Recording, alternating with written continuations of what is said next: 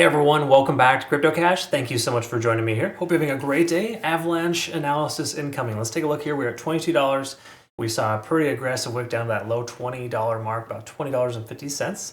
And at this point, we are establishing a range-bound activity. I know it seems kind of crazy, but if you take a look at this, we are actually in pretty good shape here. We got a nice solid little range here that we're working within, because this is step number 2 for any type of potential breakout or shift in momentum. Okay, if you've watched my university videos as part of my community, you'll know that descending trend lines are essentially they usually establish range-bound activity, and then you start establishing higher highs and higher lows.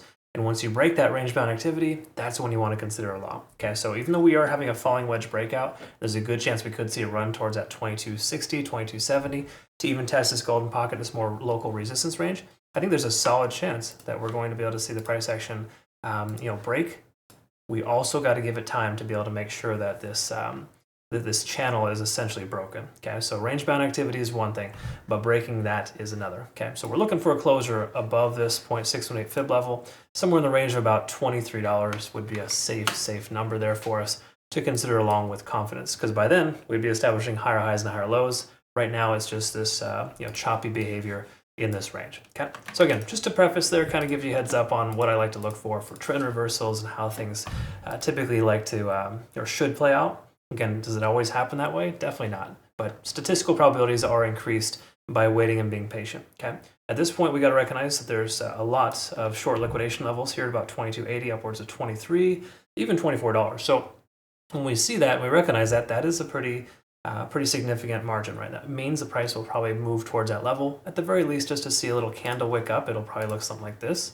The price goes whoopsie, and then comes right back down just to destroy those late shorts. Okay, again, that's just kind of how it works. Generally, that's normal.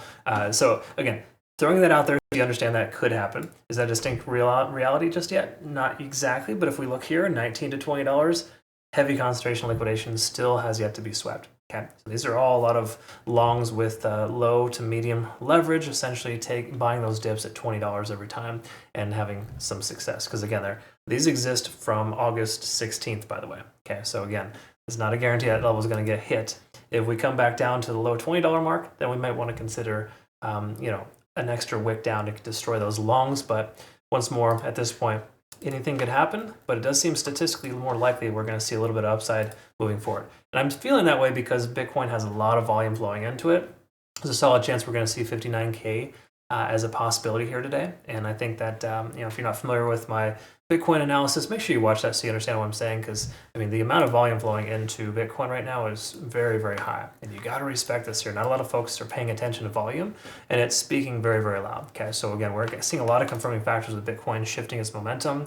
Is it a guarantee? No, but a lot of people shorting that 57 to 58K range getting absolutely hammered right now. So just be careful being a late short to the game. I get it.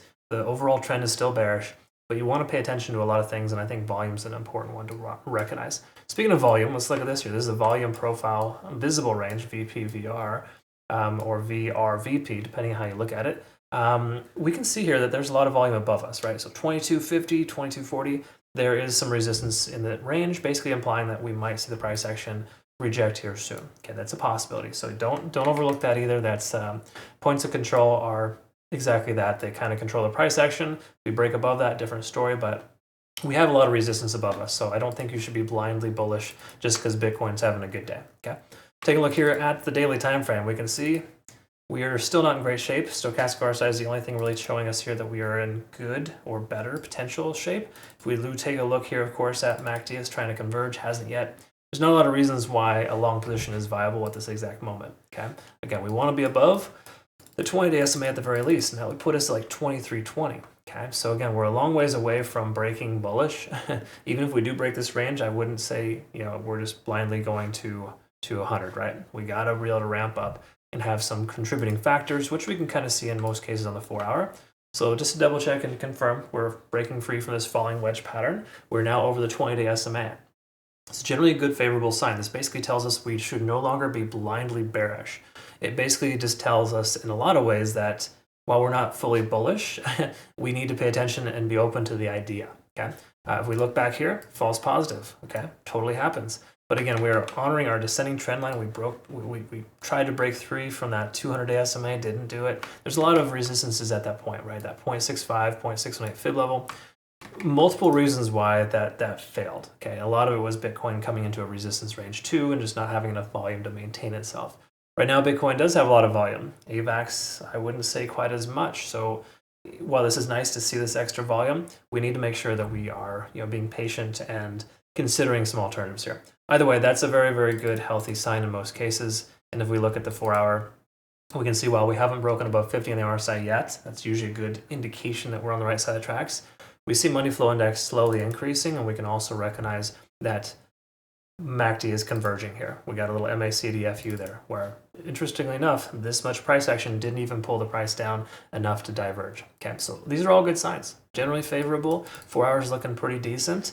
It's a good start. I wouldn't say it's perfect. The hourly is also going to reflect something similar. I'm speculating we're still under the cloud, which actually we're breaking free from it right now. Lagging span being free and clear of the price action and conversion line over the baseline. These are all solid signs that a long position may be viable. Okay, so in other words, you're going to find more success to take a long between now and this resistance level than you would be taking a short at this point. Okay. Now again, do you just consider taking a long right now at this exact moment? Probably not.